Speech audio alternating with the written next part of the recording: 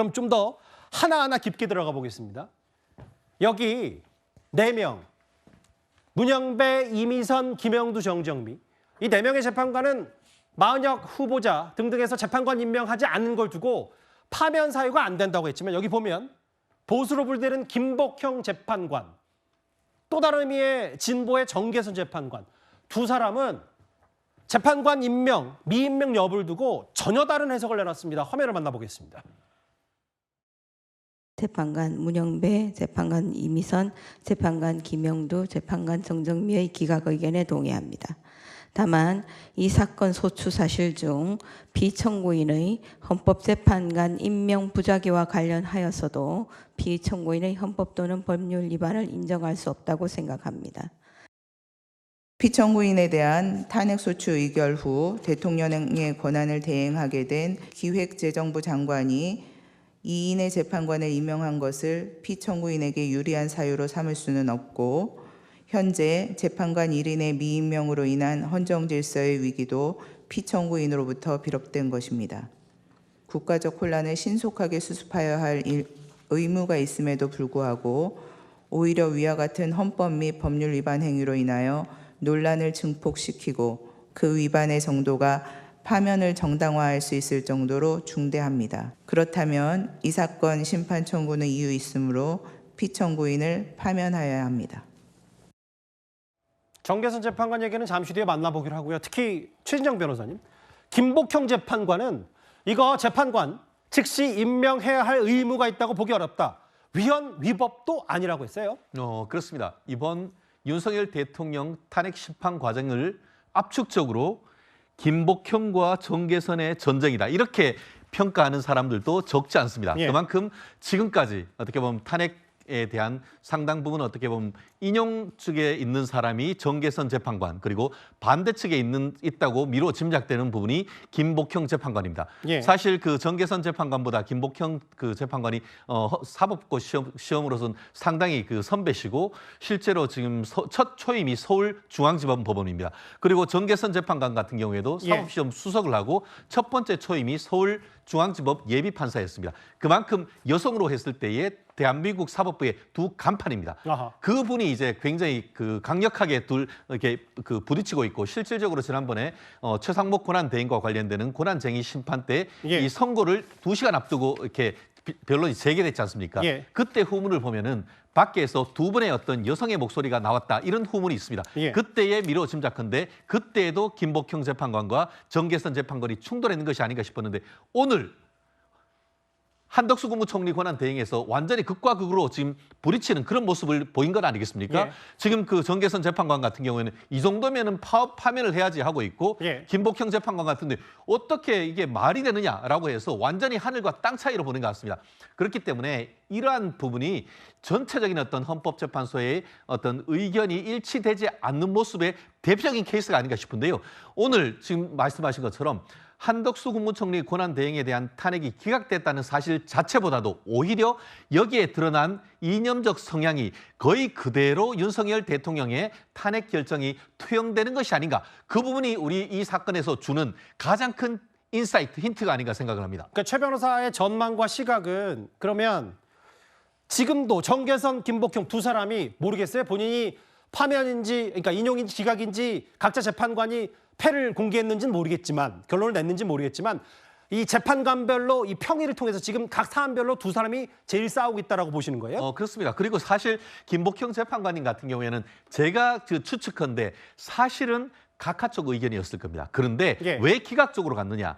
만약에 각하로 가버리면은 지금 변호사님 말씀하신 것처럼 소급해서 무효가 되어버리는 겁니다. 탄핵 절차가. 그렇게 되면은 한 총리가 계속 그 자리를 유지했던 것이 되고 그렇게 되면은 조한창 그리고 또 정계선 의원은 재판관은 자격이 없는 부분이 돼요. 그렇기 때문에 각하가 될 경우에는 국민의힘 같은 경우에 공식적으로 두 사람의 자리에 대해서 문제를 삼겠다고 했습니다. 그렇기 때문에 그 김복형 재판관 같은 경우에는 그런 부분까지 고려해서 결국 적법하지 이 소제기 자체는 적법하지만 내용으로는 택도 없다. 한마디로 위헌 위법이 아니다. 이렇게 했다는 점에서 저는 최고수의 어떤 그 의견을 보인 사람이 저는 김복형 재판관이라고 생각을 하고 앞으로도 그 윤석열 대통령의 어떤 그 탄핵 재판 과정에서도 적법 절차 원칙이라든가 형사 그 소송 절차를 준용함에 있어서는 가장 엄격한 법리를 들이댈 가능성이 김복형 재판관이 가장 높다고 예측을 합니다. 각하 의견을 낸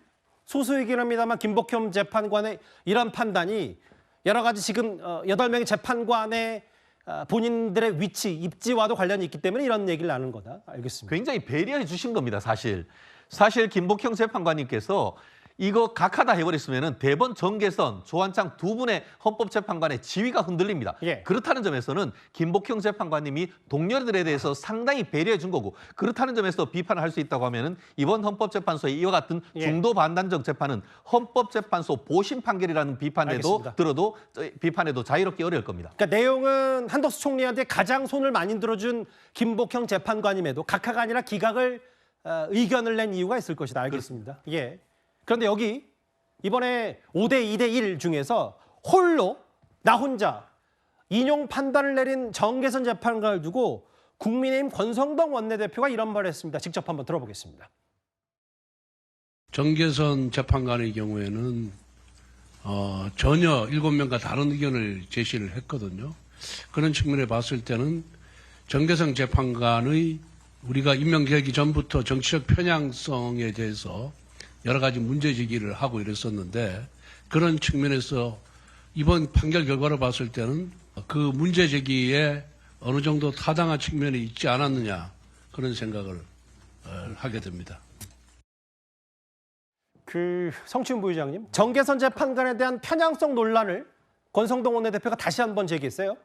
근데 그렇게 말씀하시면 저희 입장에서 봤을 때는 정영식 재판관과 조한창 재판관의 편향성 논란을 이야기하고 싶은데요. 그러니까 두 분이 각하 결정을 내린 것은 매우 편향된 결정이다라고 저희는 그렇게 볼 수도 있는 것 아닙니까? 그러니까 본인들의 생각과 조금 가장 멀리 있는 사람은 무조건 편향된 것이다라고 말하는 저 발언 자체가 저는 매우 부적절하다고 생각을 하고요. 그런 기준에 따른다면 민주당에서는 방금 말씀드린 각하 결정 내린 두 분에 대해서 이분들은 매우 편향되어 있다, 보수 편향되어 있기 때문에 헌법재판관으로서의 자격이 없다라고 주장할 수 있는 것이거든요. 그러나 저희는 그렇게 이야기하지 않습니다. 각자의 생각이 있는 것이고 물론 뭐 전체 결론에 대해서 우리는 인용이 될 걸 기대했지만 기각과 각하 결론이 나온 것은 아쉽다고 말씀을 드리겠습니다만 이것이 정치적 편향성 때문이다. 헌법재판관의 자질의 문제이다. 이렇게 지적하고 싶지는 않습니다. 그리고 저는 그 김복형 재판관이 뭔가 지금 뭐 원래는 각하견 내려고 했다가 예. 지금 뭐 전체적인 그걸 고려해서 했다는 것 역시 근거가 없는 얘기입니다. 뭔가 지금 김복형 재판관의 그 개인적 양심과 법리에 따라서 그 판단을 내린 거에 대해서 우리가 추측해서 그 사람이 원래 이런 판단 내리려다가 이런 판단했을 것이다 라고 말하는 거는 저는 위험하다는 말씀을 드리고 싶고요.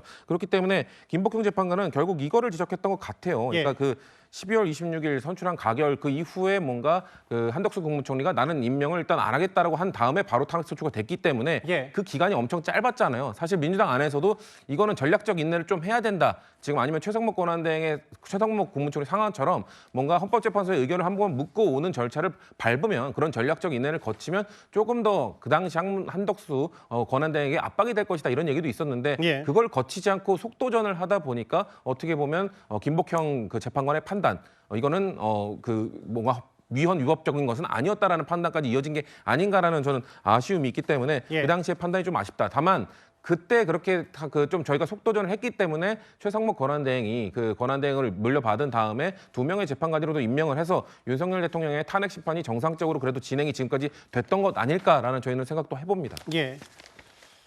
이 부분이 있어요. 그러면 건건이 일단 사안마다 맞부딪히고 있는 김복형, 정계선 2명의 재판관인데 이진숙 방통위원장 탄핵건도 4대 4대 기각 인용. 마은혁 재판관 임명하지 않은 권한쟁의도 별개 의견과 인용. 최재감사원장 탄핵건도 기각과 별개 의견. 그런데 이게 그 구자룡 변호사님, 저도 이런 경우는 처음 봐서 물론 중차된 사건이니까 주목이 더 많이 됩니다만 이렇게 사사건건 혹은 여기에 대통령 선고까지 포함하면 5건인데 이렇게 건건이 부딪히는 경우가 헌재 내에서도 있긴 있는 겁니까?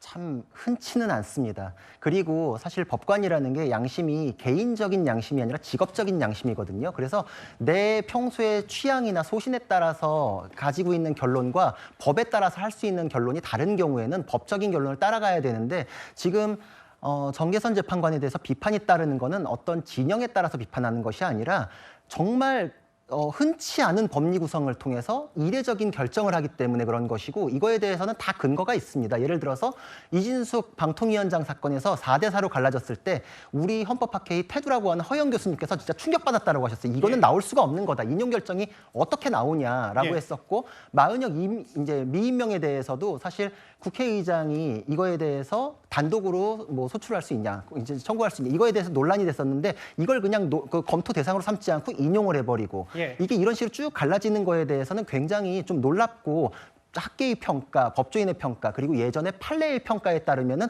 굉장히 흔치 않은 결론들을 일관되게 하고 있는 거는 그만큼 정치 지형에 따른 판단을 하고 있다. 이런 비판에서 자유롭기가 어렵죠. 한덕수 탄핵 사건에서도 유일하게 인용을 했는데 우리가 흔히 묶어가지고 문희정정 이렇게 얘기하잖아요. 그게 무슨 말입니까? 문영배, 이미선, 정계선, 정정미 이 재판관들이 이진숙 문희정정이요? 저는 처음 들어보네요. 이렇게 이제 흔히 얘기하는데 사실 문희정정이라고 묶어서 얘기하는 게 이진숙 탄핵 사건에서는 인용으로 함께 움직였기 때문에 이 4명은 고정된 것이 아니냐라는 얘기가 있었는데 그게 이번 사건에서 좀 느슨하게 와해되고 있는 게 아닌가 이런 생각도 해볼 수 있고 그 와중에 정계선 재판관은 고정값이구나라는 걸 알 수 있죠. 왜냐하면은 이게 굉장히 법리적으로 흔치 않아요. 예를 들어서 지금 인용에 대해서 얘기하는 게 헌법재판소의 기능에 장애를 초래할 정도의 사안이다라고 하셨는데 지금 헌법재판소 판결 잘 하고 계시잖아요. 8명 구성돼가지고 하고 계시는데 어떤 기능상의 장애가 초래돼가지고 이게 못한다. 인용까지 해야 된다. 이건 굉장히 이례적인 것들이기 때문에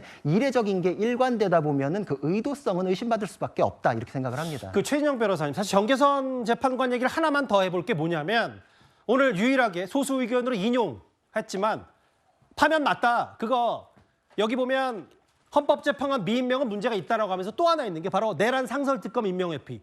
이 부분도 정계선 재판관은 위반이라고 했거든요. 그렇습니다. 결국은 정계선 재판관 같은 경우에는 사실상 다른 분들은 증거가 없대요.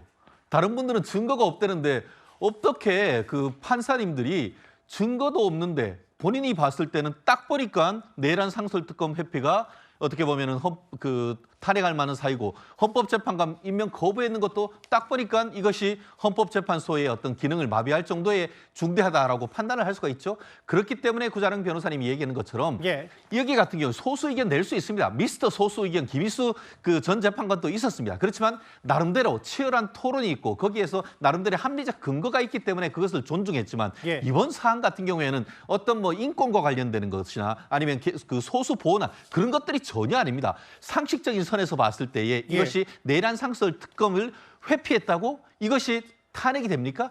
굉장히 정치적인 것이고 내란 상설 특검이라는 것 자체가 위헌성이 매우 높음에도 불구하고 그것은 합헌이고 그것을 회피한 것이 사실상 이 파면을 할 것이다라고 한다고 하면은 그러한 정도의 어떤 그 편향성에 대해서 우리가 상식적으로 납득할 수가 있겠습니까? 그렇기 때문에 이 부분에 있어서는 법리적으로 충분히 비판을 한다 하더라도 그런 비판에서 정계선 재판관님은 자유롭기 어렵다고 봅니다. 그래서 사실 이번 한덕수 총리 건 말고도 이진숙 방통위원장의 탄핵 선고 기각 4대4가 나왔지만 당시에도 재판관 판결이 크게 엇갈린 바가 있습니다. 주문을 선고합니다. 주문, 이 사건 심판 청구를 기각한다. 문영배 재판소장 대행 등 이진숙 방통위원장 때 탄핵을 인용하자고 했던 그 4명의 재판관은 저는 이미 결론을 정했다라고 생각하거든요. 그 재판관들이 다른 재판관들을 막 설득하려고 분명히 할 겁니다. 국민의힘의 법률위원장의 주진우 의원 얘기는 이게 제일 오히려 한덕수 총리 건보다 이진숙 방통위원장 탄핵 선고가 미리 보는 대통령 탄핵 심판 아니었냐라고 해서 아까 문희정정이라고 그 구자령 변호사가 말씀하신 그런 저 신조어는 처음 들었어요. 인용 4명, 여긴 특히 문재인 전 대통령 지명했고 민주당 추천, 뭐 김명수 대법원장이 지명한 정정미 재판관도 있습니다만 이 부분에 대해서 특히 저 정계선 재판관에 대한 이념적 성향 혹은 국민의힘의 공격 혹은 법리 다툼 이런 걸 강성필 위원장님 어떻게 판단하세요? 저는 이제 원래 헌법 재판관들의 구성의 가장 큰 어떤 맹점이 다양성 아니겠습니까? 그러니까 민주당에서 봤을 때는 국민의힘에서 추천하거나 윤석열 대통령이 추천한 헌법재판관이 오른쪽으로 많이 가 있다고 생각을 하는 것이고, 당연히 국민의힘에서는 또 정계선 재판관이라든지 뭐 문영배 재판관 보면 본인들보다 왼쪽에 있으니까 당연히 왼쪽으로 편향돼 있다고 말할 수 있는 것인데, 저는 그게 오히려 구성은 제대로 잘 된 것이라고 생각을 합니다. 그런데 이진숙 방송통신위원장에 대한 탄핵 선고를 했을 때 4대4로 그냥 중간지대가 저는 없었다고 생각을 해요. 저는 이게 좀 잘못됐고 우려되는 상황인데, 이번에 그 한덕수 국무총리에 대한 탄핵은 어쨌든 중간지대가 형성이 됐다고 생각을 합니다. 5명이라는 중간지대가. 그리고 왼쪽으로 1명이 더 가 있고 오른쪽으로 2명이 가 있기 때문에 저는 이 앞서서 한덕수 국무총리와 이진숙 방송통신위원장과는 전혀 차원이 다른 아주 중요한 윤석열 대통령과 관련된 탄핵 심판에서는 저는 최소한 뭐 6대2, 7대1 정도, 그리고 더 나아가서는 8대0 전원 일치된 어떤 의견이 모일 거라고 생각을 하고, 제가 다만 아쉬운 점은 이 김복형 헌법재판관이 그 헌법재판관 임명과 관련해 가지고 즉시 임명해야 할 의무가 있다고 보기 어렵다 그랬거든요. 이건 초등학생 같은 주장인 것 같아요. 김복형 재판관이요? 네, 그럼 뭐 도대체 언제까지 하라는 거예요? 아니, 그리고 우리가 이런 것들을 방지하기 위해서 앞으로 법에다가 언제까지 임명하시오 이런 거 다 정해야 됩니까? 이런 거 정해놓지 않은 거는 상식이기 때문에 그런 거예요. 물리적인 시간만 지체되는 거지 그 안에 하라는 상식인 거예요. 근데 저는 이런 것에 대해서 조금 무시를 한 것 같아가지고 상당히 아쉽다 이런 생각을 합니다. 그 부분은 제가 짧게 말씀드릴게요. 강성필 위원장님 같은 경우는 오늘 결정문을 읽어보지 않으신 것 같습니다. 왜냐하면은 읽어보셨겠죠, 말씀하세요. 아니 그게 나오거든요. 왜냐하면 즉시 임명하라는 법 규정이 없습니다. 다만 그런 결정이 있으면 상당 기간 내에, 그 상당 기간은 어떻게 보면 그 자격이라든가 법적 요건이라든가 이런 것들을 검토하고 할 상당 기간이라고 얘기를 했습니다. 잠시만요. 말씀으로 정말 죄송한데 중요한 부분이어서, 그러니까 그 탄핵 선고문에 여기 보면 즉시 임명해야 될 거에 대해 여러 가지 부가적인 설명들을 헌재가 덧붙였다 이 말씀하시는 거예요? 그렇습니다. 네. 그렇기 때문에 지금은 초등학생도 이해하지 못한다고 했는데 판결문을 읽어보십시오. 충분히 납득할 수 있는, 초등학생도 납득할 수 있는 글이 다 돼 있습니다. 말씀드린 것처럼 법에 즉시 임명하라는 규정이 없습니다. 그렇기 때문에 헌법재판관인 그 김복형 재판관이 그와 같은 해석을 하는 것이고, 그럼 언제까지 해야 되느냐? 상당 기간이 된다. 그리고 그 상당 기간이라는 것은 결국 임명권자로서의 재량 범위 내이다. 그렇기 때문에 현재 상황 속에서 단정적으로 안 된다라고 한 적이 없기 때문에 그러면은 고려를 해서 충분한 의견을 들어서 하면 되기 때문에 현재 상황에서 이 상황이 위헌도 위법도 알겠습니다. 아니라라고 판단했는 것 같습니다. 근데 제가 말씀드리는 게 저도 여기 지금 띄워져 있어요, 결정문. 근데 그 상당 기간이라는 것도 사실 그럼 누가 상당 기간을 어떻게 측정하는 겁니까?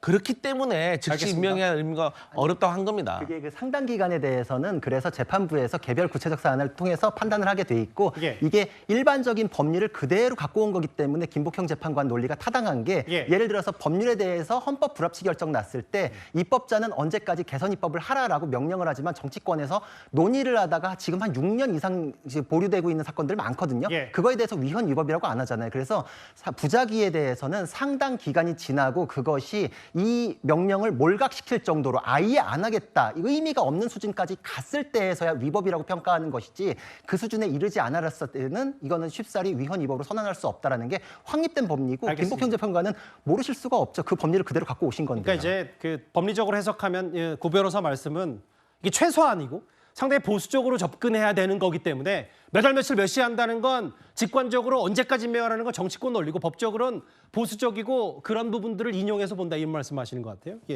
알겠습니다. 강성필 위원장의 반론도 들었으니까요. 근데 오늘 헌법재판소의 판단 중에 소수 의견이 또 있었어요. 한덕수 권한대행, 그러니까 국무총리죠. 한 총리를 탄핵 소추하기 위해서 국회의원 의결 정족수 200석이 맞는지 151석이 맞는지 2명의 재판관은 200석이 맞다고 판단한 겁니다. 대통령의 권한을 대행하는 국무총리에 대한 탄핵 소추에는 본래의 신분상 지위에 따라 헌법 65조 2항의 본문에 의한 의결 정족수를 적용함이 타당합니다. 이 사건 탄핵 소추는 국무총리에 대한 탄핵 소추 의결 정족수인 국회 제적의원 과반수의 찬성으로 의결되어 적법하므로 피청구인의 주장은 이유 없습니다. 재판관 정형식, 재판관 조한창의 각하 의견의 요지를 말씀드리겠습니다. 우리는 대통령 권한대행에 대한 탄핵소추 의결 종족수는 헌법 제65조 제2항 단서를 적용하여 국회 제적의원 3분의 2 이상이 찬성이 되어야 한다고 생각합니다. 권한대행자의 지위는 대통령에 준하는 지위에 있다고 보아야 하므로 대통령 권한대행자에 대한 탄핵소추의 요건은 대통령의 경우와 동일하게 보는 것이 타당합니다. 저 두 사람의 소수 의견 이 부분도 눈에 띄더라고요. 정영식, 조한창 두 재판관은요. 구자영 변호사님 아예 탄핵소추안이 국회 문턱 통과해서 헌재로 넘어올 때부터 아예 입학수색을 했었어야 되는데 그것부터 잘못했으니까 각하다 이 얘기를 하는 겁니까? 저는 저 법리에 동의합니다. 예. 저 판단이 옳습니다. 그리고 여태까지 법리적으로 해석하는 사람들은 다 저 의견에 동의를 해왔고 예. 헌법재판소에서 발간한 주석서에도 저렇게 해석이 되어 있었고 실질적으로 정치권에서 탄핵이 논의되었을 때도 저 법리를 기준으로 해서 공방이 오고 갔어요. 왜냐? 방통위원장에 대해서 탄핵 남발할 때도 방통위원장이 사직하고 나니까 부위원장이 직무대행을 했었거든요. 직무대행에 대해서도 탄핵하겠다고 했는데 방통위 부위원장은 법의 탄핵 대상이 아닙니다. 그럼에도 그 직을 맡았기 때문에 탄핵 대상으로 포함된다라고 해서 그때 자진 사퇴했었어요. 예. 그리고 그 이후에 그럼 또 한번 볼까요? 장관에 대해서 탄핵한다? 차관이 직무대행하겠죠. 차관은 탄핵소추 대상이 아니에요. 그럼 차관은 프리한가요? 탄핵소추 못하나요? 이제 그렇게 되면은 다 차관으로 깔아놓고서 직무수행하면 민주당은 공격거리가 없어지나요? 여기에 수긍하십니까? 이게 안 된다는 거예요. 그래서 저는 오늘 헌법재판소의 결정이 결론에 있어서는 동의할 수 있지만 이론 구성에 있어서는 굉장히 비겁한 면이 있다. 저는 200석에 필요한 부분에 대해서는 법리적으로 모든 재판관이 솔직하게 이전의 그 내용들이 왜 틀렸고 왜 바꾸는지에 대해서 설명이 있었어야 한다라고 생각을 합니다. 이거는 저는 헌법재판소가 맞습니다. 오늘 논리모순으로 빠지면서 재판관 지위 2명이 흔들리는 거, 아예 기관이 흔들리면 안 된다. 예. 그거는 막고서 넘어가자. 저는 이게 옳고 그름에 대한 판단이 아니라 그냥 황금 비율을 맞추기 식으로 본인들은 그렇게 생각했을지 모르지만 앞으로는 151석 기준으로 탄핵이 남발될 우려를 폭발하는 뇌관을 남겨놨기 때문에 그 부분에 있어서 안 좋은 판결이다 이렇게 생각을 합니다. 구 변호사께서 오늘 하루 종일 시종일관 법리적으로만 따져봐야 되는 헌법재판소가 뭔가 정무적 판단을 하면서 법리가 꼬였다는 말씀하셨어요. 성춘 부의장님. 예. 그러니까 이게 앞으로 탄핵 남발에 이런 밑바탕을 깔아준 비판, 법리적으로는 그것 또한 제대로 설득하지 못했다. 어떻게 받아들이세요? 남발하면 안 되겠죠. 그리고 저도 200석으로 예측했던 사람이라면 고백합니다. 예. 그럼에도 불구하고 이번 헌법재판소의 판결에 대해서 뭐 비겁한 판결이라든지 뭔가 잘못된 판결이라고 생각하지는 않습니다. 왜냐하면은 예. 151석이냐 200석이냐는 이건 법적 공백이 발생했던 겁니다. 그러니까 법에 정확히 권한대행을 탄핵 심판할 때는 정족수가 몇 석이다라는 법적 교정이 없어요. 그렇기 예. 때문에 그 아까 우리가 계속 얘기하고 있는 해설서에는 헌법재판연구원 몇 명들이 그거에 대해서 해석을 해준 건 있습니다만 법적으로 공백이 발생합니다. 우리나라의 헌법과 법률에는 항상 공백이 발생해요. 지금 우리가 다뤘던 대통령이 국회에서 추천 몫이 올라왔을 때 언제까지 임명해야 된다는 그 조항이 그것도 법적 공백이고요. 예. 헌법재판소가 권한쟁의 심판에 대해서 최성목 권한대행 시절에 그거를 잘못됐다, 국회 권한을 침해하고 있다, 따라야 된다라고 했을 때도 언제까지 따라야 된다라는 명확 그 조항이 없는 것도 그것도 법적 공백입니다. 법적 공백에 대해서는 결국 이렇게 헌법재판관들이라든지 이런 결 아니면 정치적으로 푼다든지 이렇게 해결이 되는 것일 뿐이지 제가 주장했던 200석이 저는 무조건 옳다고 생각하지 않기 때문에 왜냐하면 그건 법적 공백의 영역이었기 때문인 것이죠. 그렇기 때문에 저는 이번 판결로 인해서 다른 헌법재판관들 아니면 이후에 나오는 헌법재판관들은 또 다른 판결을 내릴 수도 있습니다. 그럴 때마다 이렇게 변경되느니 이후에 저는 이걸 법적으로 제도적으로 한번 정비하는 것이 필요하다라고 생각합니다. 잠시만요. 잠시 뒤에 또 저희 아직 많아요. 천천히 하셔도 됩니다. 제가 분명히 충분한 발언 기회 드릴 테니까 일단 크게 봤을 때 한덕수 총리 직무 복귀했습니다. 기각. 뭐 민주당의 구전 9패 뭐 여러 가지 비판도 나옵니다만 법정 의견과 소수 의견을 중심으로 특히 김복형, 정계선 두 헌법재판관의 정면 충돌 중심으로 첫 번째 이슈 짚어봤습니다.